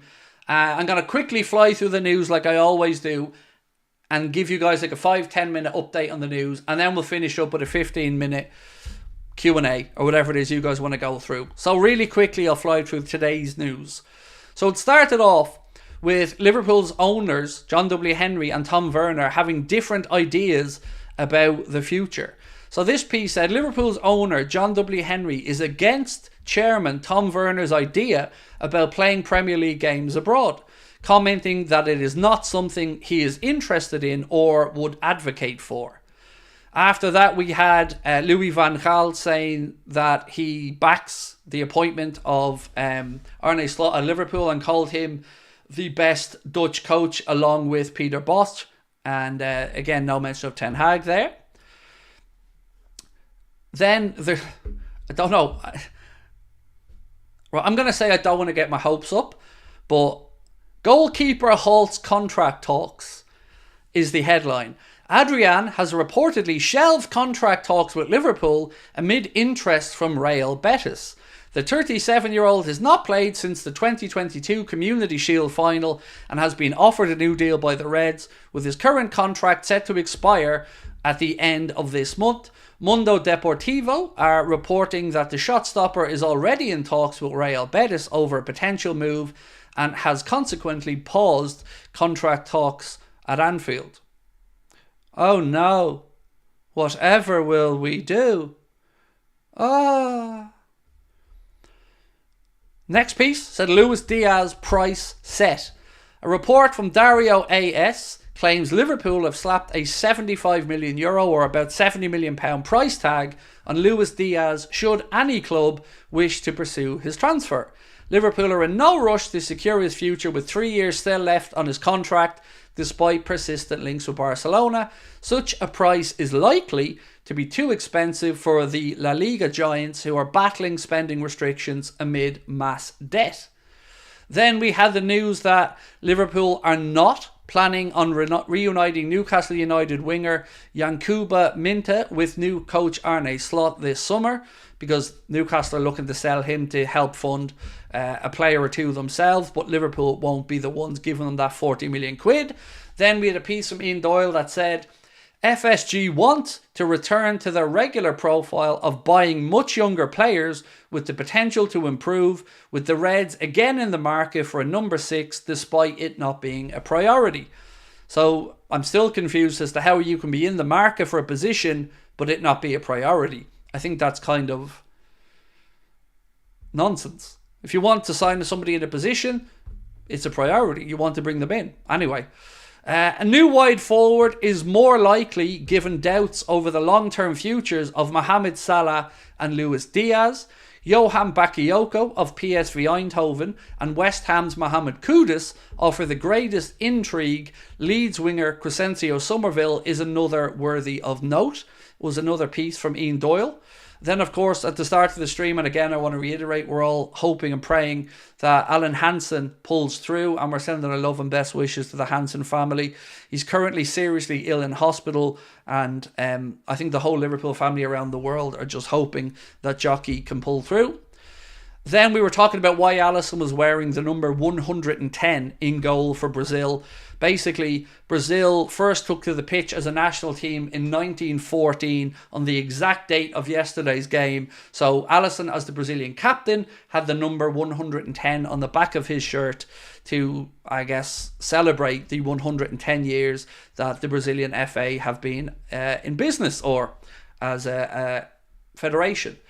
Federico Chiesa's agent, according to Fabrizio Romano, will be in Italy early next week to discuss all options for the winger's future. Juventus could let him leave in the case of a good proposal, as the current deal expires in June 2025. No final decision yet, as talks are still at the early stages. And I went on to say, for 20 million quid, I'd be all over Chiesa. He's got 1 year left on his deal. He doesn't want to sign a new one at Juventus, and Juventus need to cash in because they want to sign some players. So for me, 20 million quid, I'd be all over that. No brainer. And then we finished up by saying Liverpool's 1.5 billion global master plan. Liverpool have topped the table as the most engaged club in the Premier League, with more than 1.5 billion fan engagements, figures have revealed. The Reds confirmed that their Instagram page was the most engaged with after Bingfire Analytics provided data for all major platforms such as X, Facebook and TikTok. And the club published their own figures to show that more than 61% of those 1.5 billion engagements were on nice content, like the lovely meeting of Doira Gorman and Jurgen Klopp and other players at Kirby. So that is pretty much where we're at. For myself, it does look like Liverpool are in the market for a centre-back. That's a no-brainer. I'd love to know who you guys would like. Liverpool look to be in the market for a defensive midfielder. For me, yes, we need a DM, but I do feel that midfield is kind of stocked. So do we need to sell somebody in midfield? My answer again would be yes. Hi, Curtis Jones. Sorry, but I would. And then moving to the forward line, I'm intrigued. The likes of Chiesa, I'd like to bring in as a no-brainer one way or the other, because I think 20 million's worth the risk. And then if you're looking to the future for a right winger or maybe to replace Diaz, then I think you go to the likes of your Bakayoko, maybe Nico Williams again as an example. Crescencio Somerville has been mentioned. Mohamed KUDUS has been mentioned. So yeah, I would look to do that business in the summer. With regards to the goalkeeping situation, if Griffin Kelleher left, I would promote Yaros and give him the number 2 position, because that's what the whole system should be about, bringing the goalkeepers through on the production line. Kelleher came through, he moves on, Yaros steps up, then Pitaluga steps up to the next position, and that's where I'm at. So that's pretty much where we're at with the latest Liverpool news roundup. Let me know your thoughts. Right, have I missed anything? Southgate to Manchester United rumours are growing by the minute. Oh, please let it happen. Please. That would be amazing. Sorry I'm late. How am I? I'm good, thank you, Max. I'm good. Very good. Surprised. I thought it was going to be a dead stream tonight, but we got up to about 1,500 at one point in, so really happy with that one. Yeah. So look, also I want to say, if anybody wants me to hold back Cardiff tickets for them or anything, let me know quickly. Liverpool, I can't really help you out with. If they're gone, they're gone. But remember, those shows are coming up August the 2nd, Cardiff, August 4th, Liverpool. And I can't wait to see you guys there. I'm going to allot extra time afterwards to make sure that we can get through and meet up with everyone who's at the shows, because they're bigger shows than our other ones. So we want to make sure we leave enough time to get photos and meet and greet with people afterwards. And in Cardiff, you're going to get the bonus of me, Ben, Connor, and Chris Stonage, as well as, and I forgot to mention this earlier, Lucas. Lucas is going to be at Cardiff as well, my son, so you'll get to meet him. Craig, where do you think Trent will play next season? Said Jason Morris. Jason, how are you, my man?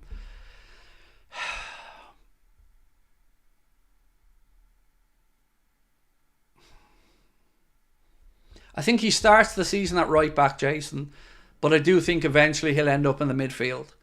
Now, if he has the sensational Euros with England and gets a lot of minutes in the middle of the park, maybe Slot changes, but I can't help but feel he might think the same way as Jurgen, that he can use that inverted fullback to get Trent to be able to impact games from the middle of the pitch. But if he sticks to a 4-2-3-1, I don't know. I feel like it has to be the 4-2-3-1 for Trent to be a midfielder, though. I don't think he could do it as a lone number 6, as an example. So I would hedge my bets and saying he might start the season as a right back, and Slot might look to continue that inverted role because maybe he won't want to change too many things too quickly, but hopefully over time he drifts into midfield. Nico Williams wants more than 200k a week. Well, it's not that he wants it. That's just what he's being paid now at Bilbao.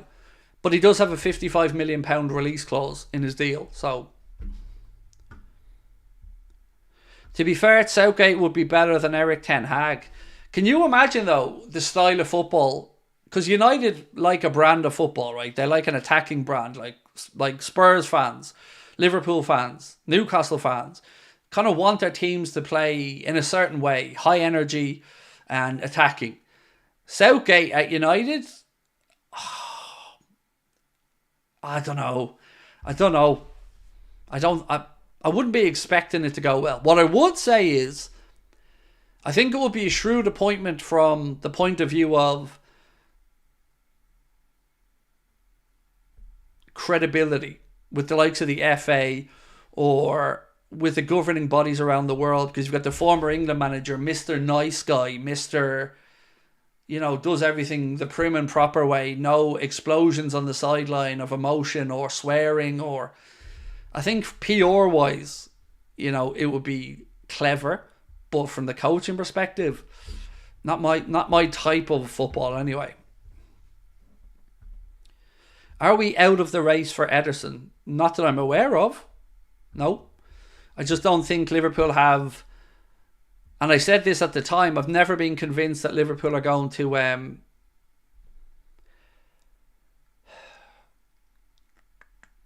maybe I should phrase this differently.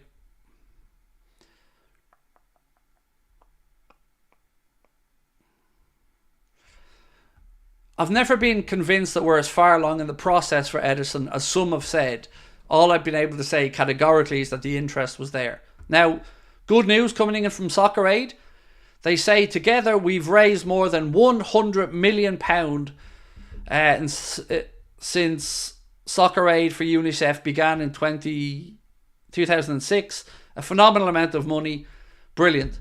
That is an incredible amount of money. For £100 million to be raised for a great cause like UNICEF and helping kids around the world. Brilliant. Well done to everybody involved. Exceptional.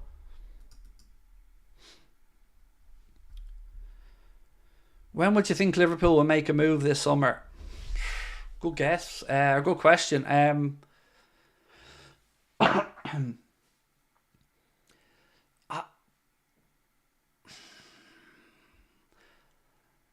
I have a feeling we're going to hear something the next week, and I've nothing to base that on, by the way. It's just, it's so quiet at the minute.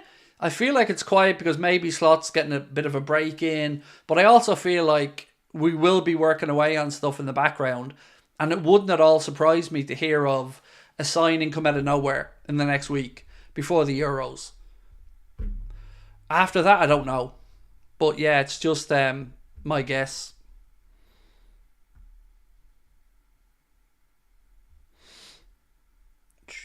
Sorry, just going through some more comments. Just joined any news on Alan Hansen? No, nothing that I've seen as of yet. Other than, of course, the fact that he's in intensive care and the club are going to update as and when they can. Don't know what that comment's about, NCE 87, but I'm going to remove it anyway.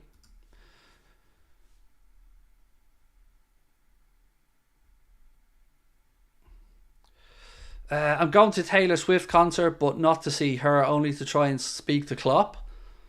Jeez, I mean, plenty of Taylor Swift fans would love to take that ticket off your hand.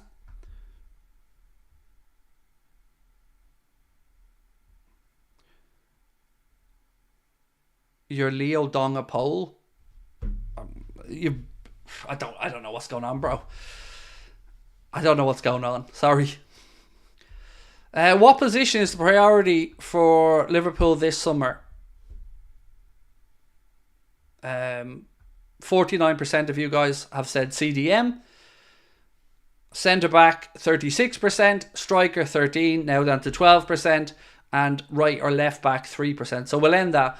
You guys want us to bring in a CDM. For me, centre back's the priority first, then CDM. I was showing you're leading a poll. What poll?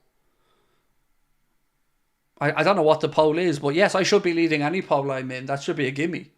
And if you fuckers haven't voted on that, then get your asses over there and vote on whatever it is. Because I have to be winning whatever the poll is. I don't know what it is. Whether it's most handsome, least hair, best content creator, most likely to have a shrimp, you know what? I should be leading that poll. Can we agree a transfer before 14th of June? 100%, yes. You just can't register the signing until 14th of June.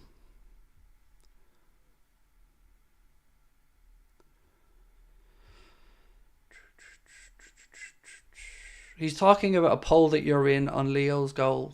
Oh, okay, cool. Well, best fan channel for Liverpool? Well, yes. That's the correct answer. Well done. I would say... No, I'd say we're second best. I would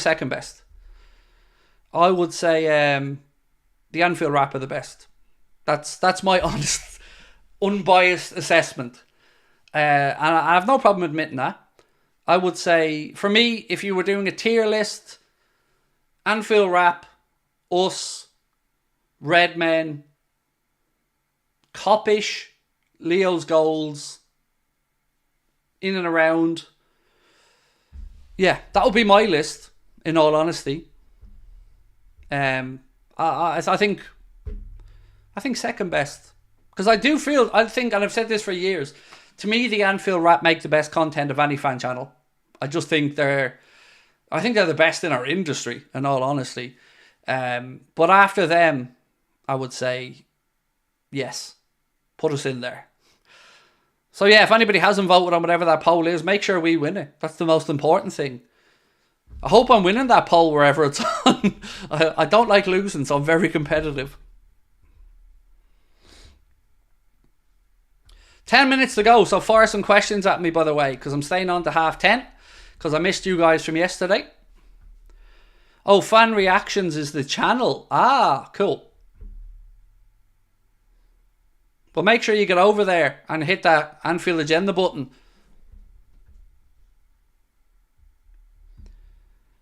Arsenal Fan TV is going to win. I don't know how they can be in a poll for best Liverpool content creators, but there you go.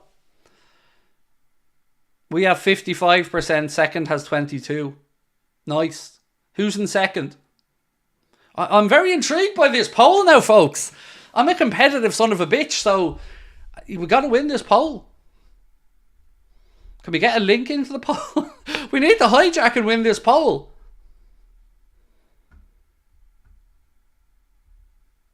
Craig, if you had the same amount of interviews with Liverpool, then you would have better content by a mile. I don't know. Honestly, I really rate the Anfield Wrap. I do. I have to be honest with you. I think as a collective, I think it works really well. I think they're very... I think they get the balance just right. On honest, hardcore opinion and highbrow, good content. I'm a fan. And I've always been honest about that.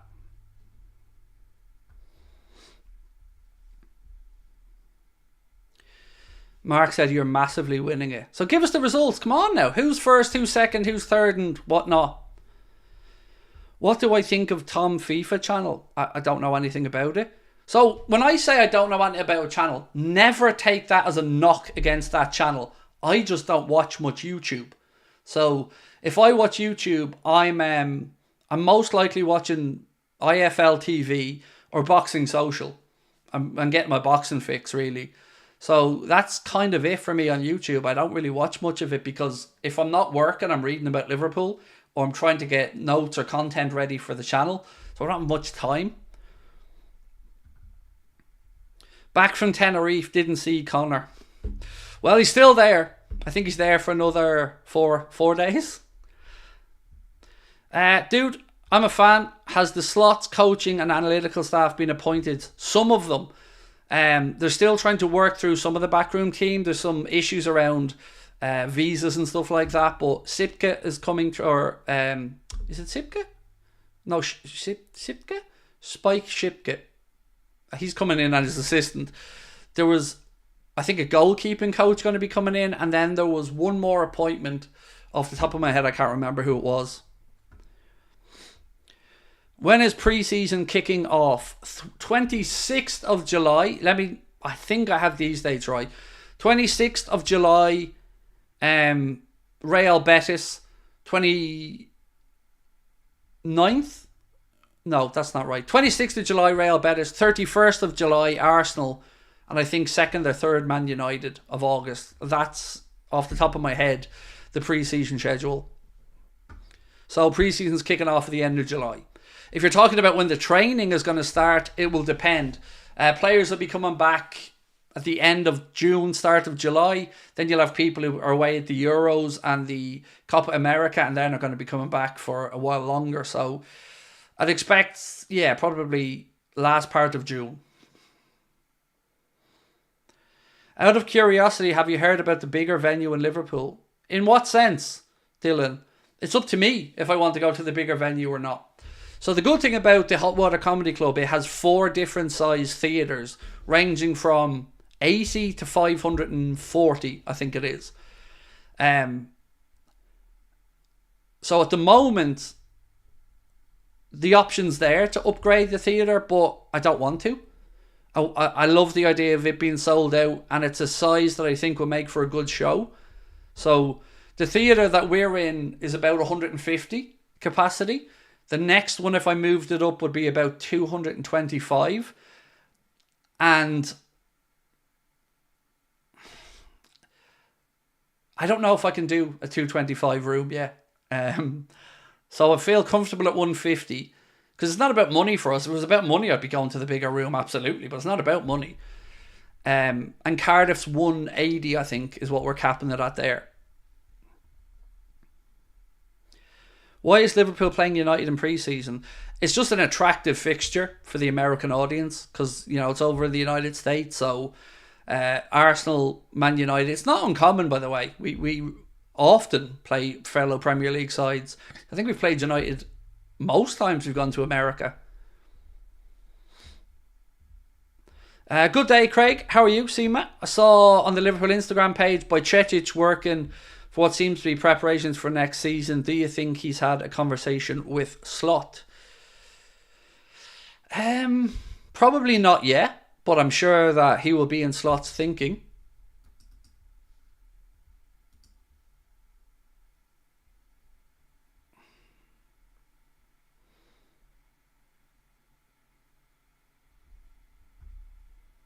Alright, so who is your favourite Liverpool YouTuber this season? And they've put 4 of us in. And we're 55%. Nice. This is football is at 22%. Redmen are 15%. Leo's goals 9%. Interesting.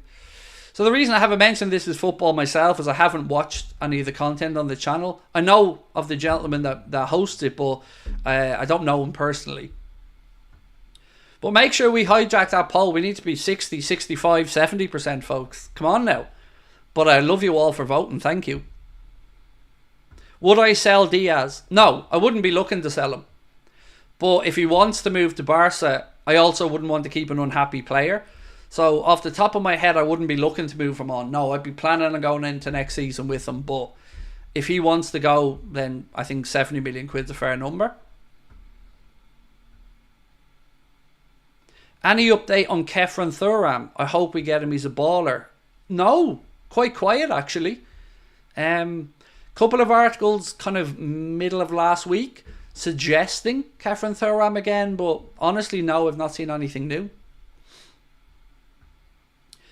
Did Liverpool miss out on signing Adam Wharton? Not yet, but I do have a little update on that. Lardy Baldinho. That's definitely named after me. Has to be. Lardy Baldinho. I mean, that's me all over. There's lots of talk that Man City want to sign Adam Wharton, but not yet. They want to give him, I think, leave him another year or so.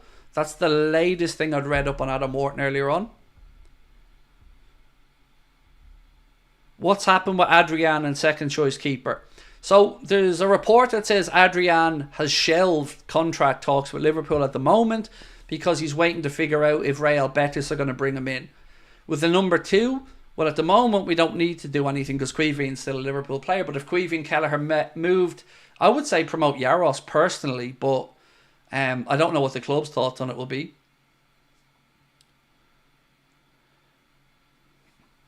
By the way, Mark or somebody, can we get confirmation when that poll is over to make sure that we've won it? This is how competitive I am. You've got no idea. I'm a very calm, laid back dude, but I am one competitive son of a bitch when it comes to stuff. When do you think we'll make our first signing? Somebody asked me that earlier on, and I had a guess that we might get a surprise signing in the next week, but that's not based off information. That's just a guess. Because when it's quiet like this, my mind assumes that we're doing something in the background. It's a never-ending poll. What? How can a poll be never-ending? God almighty, you guys aren't going to be allowed to sleep, so you're going to have to keep an eye on that poll for me. I need a poll watcher. Do you reckon we sign Bakayoko?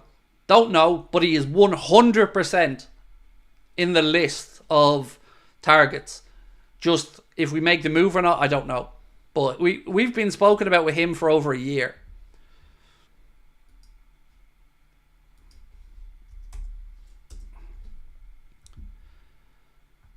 It's a community post, not a live stream poll. Cool. Still make sure we win it though. I mean, that's the most important part here, is Anfield Agenda for the win.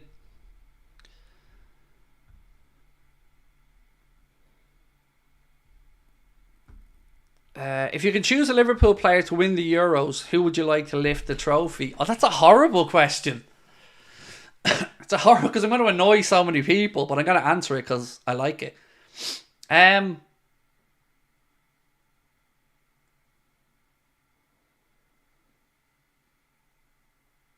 going to have to be realistic, like, because I can't say Robbo, because let's be honest, Scotland aren't winning it.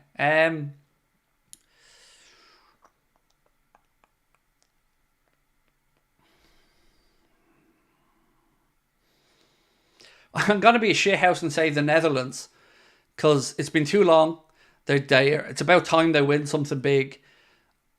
Verge, Gravenberch, Gakpo, we're well represented. So I'm going to say the Netherlands, so Virgil can lift the European Cup or the Euros, European Championship Cup for his country.